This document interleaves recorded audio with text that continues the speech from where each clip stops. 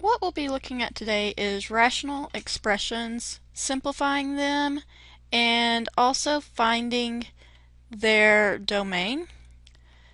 So we first need to talk about what a rational expression is.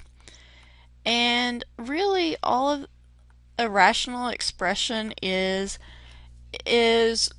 something that's written with the form of a fraction. It could be even a whole number.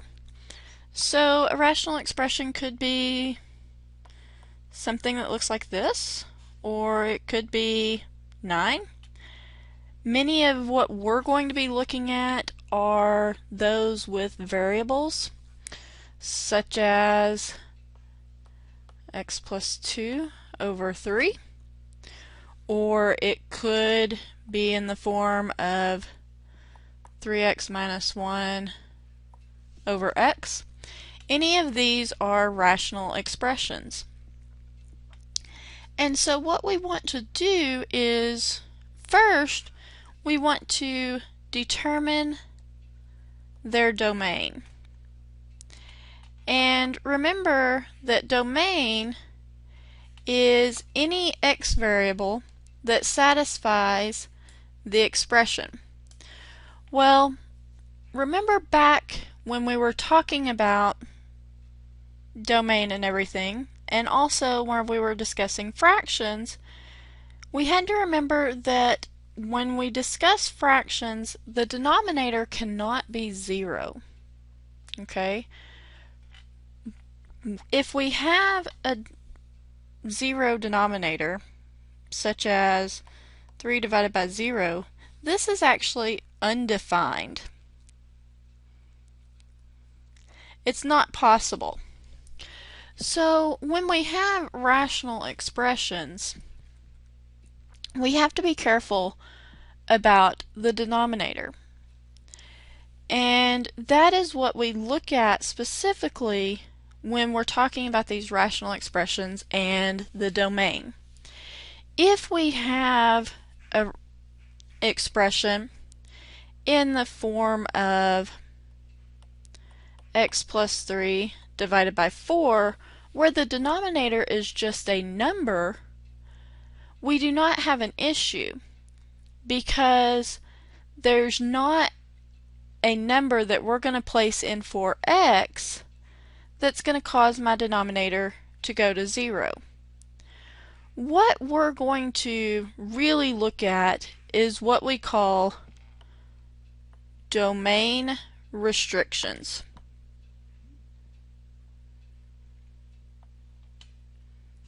And these domain restrictions are, what number do we place in place of x that will cause our denominator to go to 0? And how we do that is we're going to first set the denominator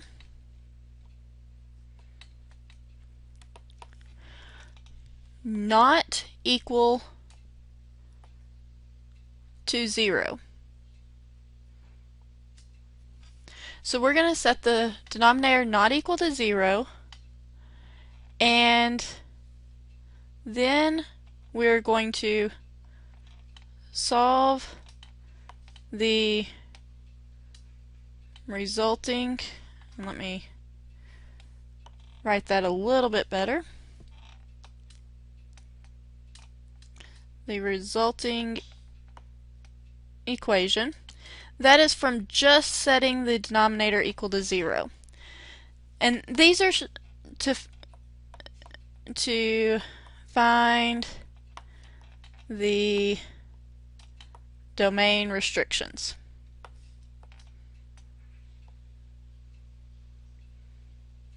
Okay?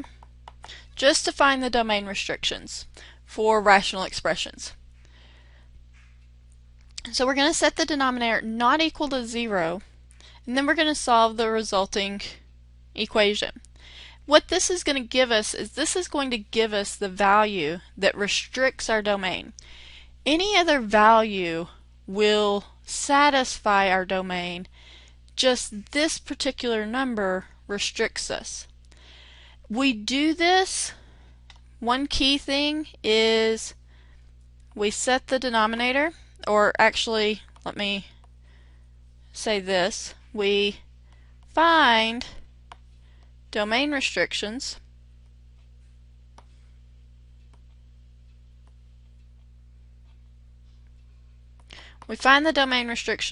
before we simplify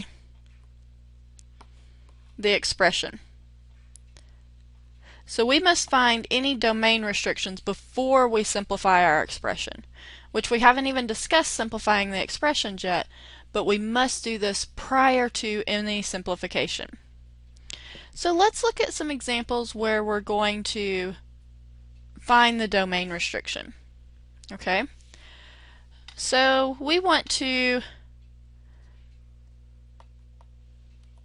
find the domain restriction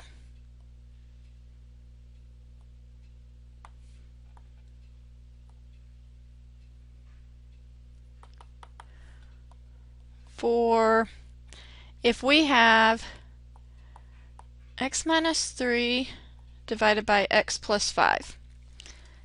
Now honestly, when we are looking at these, it does not matter what our numerator is. We do not care what the numerator is when we are identifying the domain restriction. We just care what the denominator is. So we are going to set the denominator not equal to 0, and we're going to solve. So we're going to subtract 5, and I get that x cannot equal a negative 5. So what happens is a lot of times your book, or most books, will say x is everything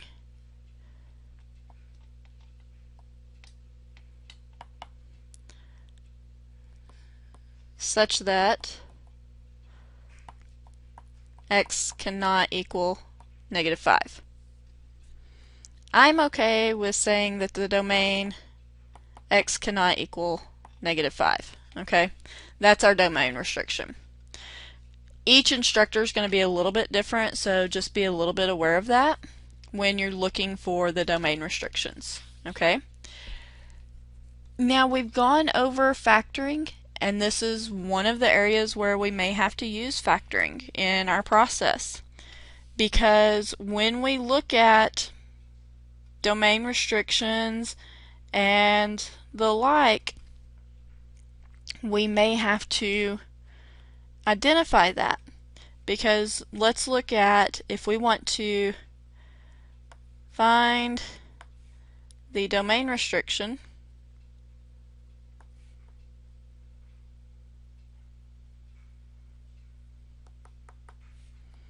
for if I have 5y plus 25 divided by y squared plus 3y minus 10. Again, I'm going to completely ignore my numerator because I'm looking at domain restrictions. I'm only going to look at the denominator. And I'm going to set my denominator y squared plus 3y minus 10 not equal to 0. Let me make that 0 a little bit better. Not equal to 0. Okay? And now I have to basically solve this equation. Well, the only way I can solve this equation is to factor this. So I've got to factor this y squared plus 3y minus 10. So I've got to come over here. I want to know what multiplies to give me a negative 10, add to give me a positive 3, and those numbers are going to be a negative 2 and a positive 5. So I'm going to have a negative 2y and a positive 5y minus 10.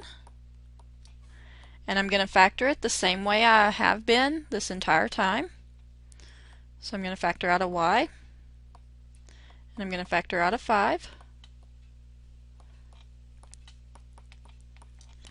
And so I'm going to end up with y minus 2 times y plus 5 cannot equal 0. And then I'm going to set each of my factors not equal to 0. So I'm going to have y minus 2 cannot equal 0, and y plus 5 cannot equal 0. And I'm going to solve those. So I'm going to add 2, and I'm going to get y cannot equal 2, and I'm going to subtract 5, and I'm going to get that y cannot equal a negative 5. Because what happens is if I plug a 2 in here, 2 squared is 4, and 3 times 2 gives me 6, so 4 plus 6 is 10, 10 minus 10 is 0. So that would make my denominator go to 0. So what this is saying is I cannot put a 2 in for y because that would make my denominator go to 0. So my domain is such that y cannot equal 2 and y cannot equal a negative 5. And so this is how we're going to find our domain restrictions, is that we set our denominator not equal to 0 and we solve. Again, this must be done before we do any simplification. Now I'm talking about simplification, and the reason why is because we want to be able to simplify our rational expressions. Rational expressions are the same thing as fractions, so why can't we simplify them? Well, we can, and the way we do that is we are going to factor them into their factors and simplify them that way. We use the rules of exponents and things of that nature to be able to simplify as well, but we also want to look at, okay, how can we factor items and be able to simplify, cross out a factor for a factor. Let's take the problem that I just had, which was 5y plus 25 divided by y squared plus 3y minus 10. And I want to do some cautioning you on this, because when we factor, or when we simplify fractions, if I have a 5/10, well, I can just cancel those because 5 will go into 5 one time and 5 will go into 10 two times, and I get a 1/2. That's not a problem. The problem becomes here when I have multiple terms. This is just a number divided by a number, and I can do that. Over here I have 2 terms over 3 terms, and I cannot just divide out even a 5 into both of these numbers due to this plus and minus sign here. What I have to do first whenever I'm simplifying rational expressions is I must first factor these numerators and denominators, and then I can simplify the rational expressions. Okay? So the steps to simplifying rational expressions. To simplify rational expressions,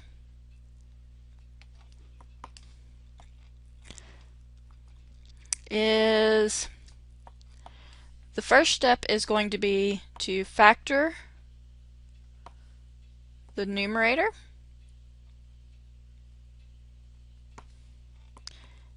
and denominator completely. This means factor out your greatest common factor, factor out all terms, okay? Second step is going to be to identify your restrictions. So identify your domain restrictions, because remember I said that those had to be done before you simplified, and we have to actually factor before we can do that. So identify domain restrictions.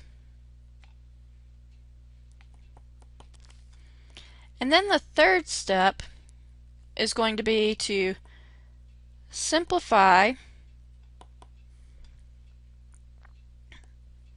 the rational expression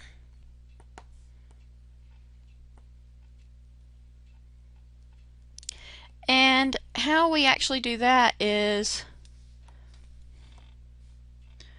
we divide factor for factor on numerator to a denominator. Just like we do with a normal fraction, we cancel numerator to denominator. And now if it's a factor to factor, parentheses to parentheses, they must be the exact same. If it's a number to a number, as long as it's divisible by the exact same number, that's okay. And so we have to be very careful about that. Let's look at a couple of examples of this. So let's look at the exact same example that I gave you just a minute ago. We had 5y plus 25 over y squared plus 3y minus 10. Now the denominator, we know what it's going to factor into. It will factor into y plus 5 times y minus 2. The numerator, we can take out a greatest common factor of a 5, and that leaves me with a y plus 5. That is factored form for numerator and denominator. Now my domain, we said earlier, was that y could not be -5 and y could not be 2. So we have factored our numerator and denominator, and we've identified our domain. Now we can cross out. And what that means is we can cross out a parentheses that is exactly the same or a number that is exactly the same. And so that means that I can take this parentheses, because that factor is the exact same as this factor. Now these two things are not the same, so I cannot cancel those out. And I am left with 5 over y minus 2. And this is my simplified version of this. But remember, I had to take out my domain before I did that, because otherwise this y cannot be -2 would not have been part of that domain restriction. So we have to make sure that we get those domain restrictions prior to simplifying out and everything. Okay, let's look at another example. And the next example that we want to look at is going to be if I have, let's say we've got 3y to the third over, oh, that's a bad number. Did not mean to do that. Let's undo that. Let's try that again. There we go. 3y to the third over 6y to the fourth minus 3y to the third. And the reason why I want to look at this one is because these two things are the exact same. Unfortunately, I cannot just mark those two things out. The reason why is because of this minus sign. Anytime we have a plus or minus sign anywhere in our problem, I cannot just cross out numerator to denominator. I have to take parentheses for parentheses in that case. And I do not have the exact same thing, parentheses for parentheses, right now. I have to look at what my factors are. And right now I don't have the same factor on the numerator and denominator right now. So let's factor out the numerator and denominator. Well, the numerator, there's nothing much I can factor out of there. I could rewrite it if I wanted to, but let's look at what the denominator can be factored out into.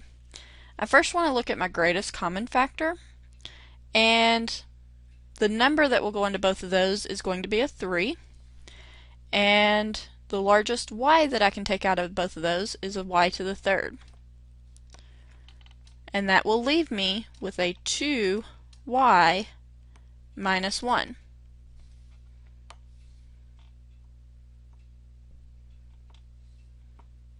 Now notice that when I did that, that is the exact same as my numerator, and so if I put 3y to the third on the numerator now that is a factor and a factor. But I cannot cancel those yet because I've got to come over here to my domain restrictions. I need to set 3y to the third not equal to 0 and 2y minus 1 not equal to 0. This right here becomes y to the third cannot equal 0, so y cannot equal 0. This becomes 2y cannot equal 1, so y cannot equal 1/2. So I've got a domain restriction of y cannot equal 0 and y cannot equal 1/2.